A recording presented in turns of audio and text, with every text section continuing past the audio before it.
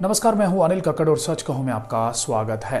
नए कृषि कानूनों के खिलाफ दिल्ली की सीमाओं पर बैठे किसानों को हटाने और कानूनों को रद्द करने वाली याचिकाओं पर सुप्रीम कोर्ट ने फैसला सुरक्षित रख लिया है और कल भी इस मामले पर सुनवाई होगी। चीफ जस्टिस की अध्यक्षता वाली बेंच ने कहा कि अदालत किसानों के विरोध प्रदर्शन और नए कृषि कानूनों को लागू करने से संबंधित मुद्दों पर आज या कल में कुछ आदेश पारित करेगी। ये आदेश 2 हिस्सों में पारित हो सकता है।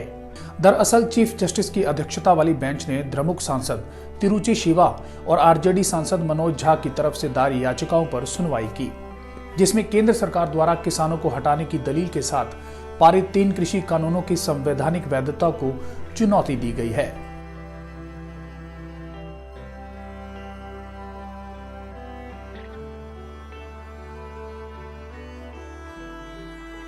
सुनवाई शुरू होते ही चीफ जस्टिस एस.ए. बोबडे ने कहा कि इस मामले को निपटाने के लिए जिस तरीके से प्रक्रिया चल रही है उससे हम निराश हैं। हम नहीं जानते कि क्या बातचीत चल रही है। उन्होंने आगे पूछा कि क्या कुछ समय के लिए कृषि कानूनों पर रोक लगाई जा सकती है। मुख्य न्यायाधीश ने कहा कि कुछ लोगों ने आत्महत्या की है, बूढ़े और महिलाएं आंदोलन का हिस्सा हैं। क्या हो रहा है? सीजेआई ने आगे कहा कि ऐसी एक भी याचिका दायर नहीं की गई जिसमें कहा गया हो कि कृषि कानून अच्छे हैं। उन्होंने आगे कहा कि हम कानूनों के लागू होने पर रोक लगाएंगे।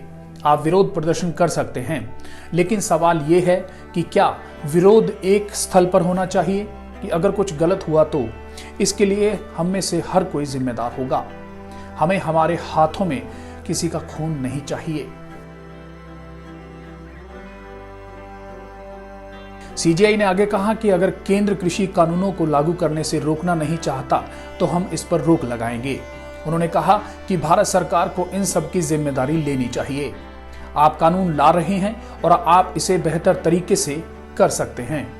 इसके बाद केंद्र सरकार की तरफ से अटॉर्नी जनरल के वेणुगोपाल ने कहा कि सुप्रीम कोर्ट की मिसालें हैं कि कोर्ट कानूनों पर रोक नहीं लगा सकती।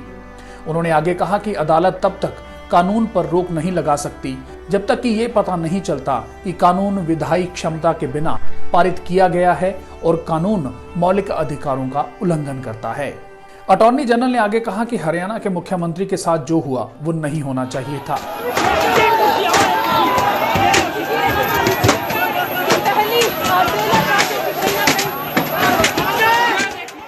26 जनवरी को ट्रैक्टरों के साथ किसान राष्ट्रीय महत्व के एक दिन को खत्म करने के लिए राजपथ पर मार्च करने की योजना बना रहे हैं।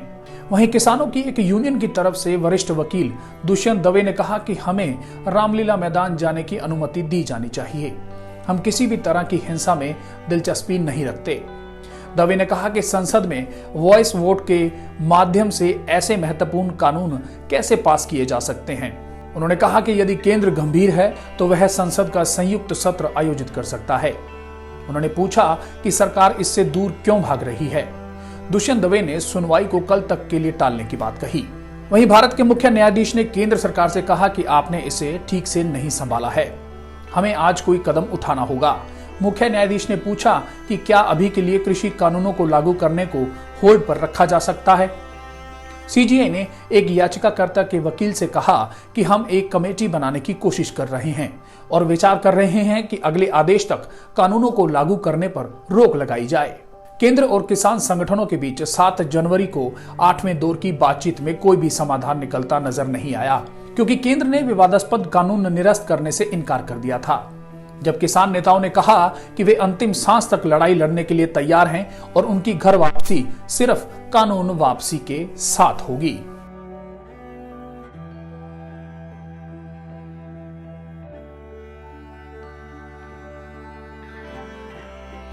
केंद्र और किसान नेताओं के बीच 15 जनवरी को अगली बैठक प्रस्तावित है। सुप्रीम कोर्ट की इन टिप्पणियों पर कांग्रेस ने प्रतिक्रिया दी है। कांग्रेस ने ट्वीट किया है, सुप्रीम कोर्ट की तल्ख टिप्पणियों के बाद बिल वापसी और माफी मांगते हुए भाजपा सरकार का किसान विरोधी रवैया नरम पड़ना चाहिए। आज भाजपा सरकार को यह मानना चाहिए कि वो काले कानूनों के जरिए किसानों के विनाश की पटकथा लिख रही थी और किसानों का आंदोलन सही है। नमस्कार।